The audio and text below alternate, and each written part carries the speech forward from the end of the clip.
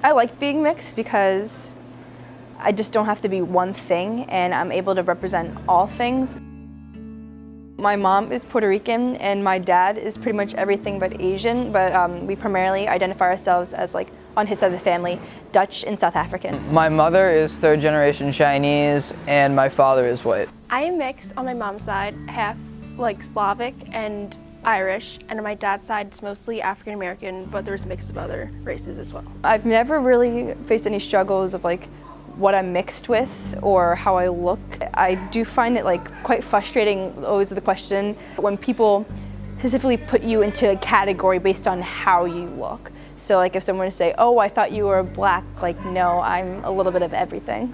You can get picked on sometimes. People, when they talk about race, are kind of sensitive around me. It's like no offense when they say things have to do with, like, African Americans or anything.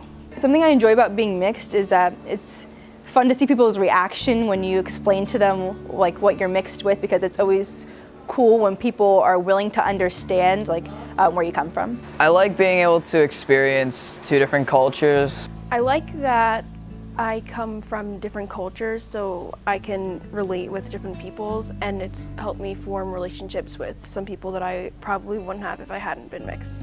I like being mixed because I just don't have to be one thing and I'm able to represent all things, and I feel like that's pretty cool, just to, like, be more than just one thing. On Christmas, my mother's family, they always make, like, dim sum and stuff, and that's a lot of fun. And then if we go down to my dad's relatives in Texas, we eat, like, baby back ribs. So it's fun being able to see, like, two sides of the world and experience two different things. The day after Christmas, I always go over my grandmother's house on my dad's side, and there's a lot of family members from that side, like a lot of cousins and everything. The way that they interact with each other is a lot different than on my mom's side. But I actually try to view it as, like, a positive factor because I think it's cool to be able to experience two different cultures.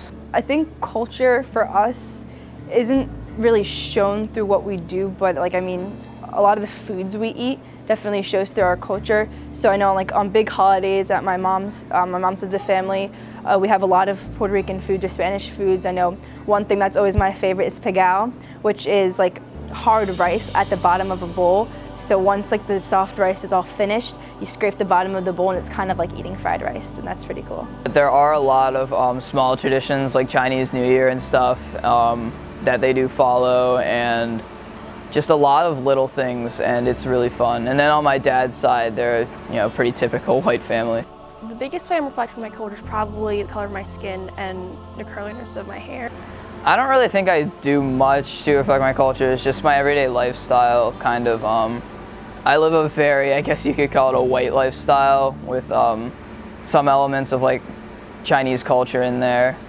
I think I actually go against stereotypes, which is good because there's a lot of things people can say about both sides, as, like, Puerto Rican people just being, like, too loud and too energetic and maybe just, like, the ones to, like, always get in trouble. And then also, like, there's a lot of things with being also, like, part black, where a lot of people stereotype people of color to be, like, bad and mean people, and I kind of go against, like, all those stereotypes, so that's pretty good to know, like, I don't fit into a specific category. I like having input almost from different sides and different ethnicities, so I think that's interesting.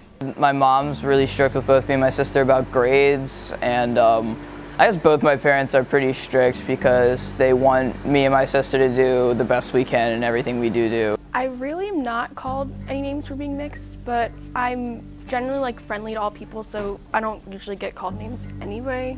The only person who really calls me names about my ethnicity is my dad, and he always calls me mutt, so that's pretty funny. I don't really mind it. I just like to identify myself as mixed because I guess it's, like, the easiest way to put it. Normally I just consider myself half white, half black.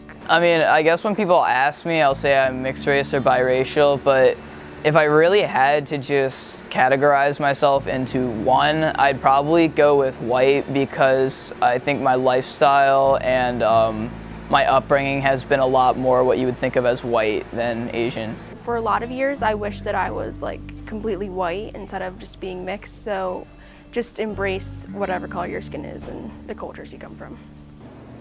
Equality shouldn't be defined by how you look, but how well you look doing what other people think you can't do.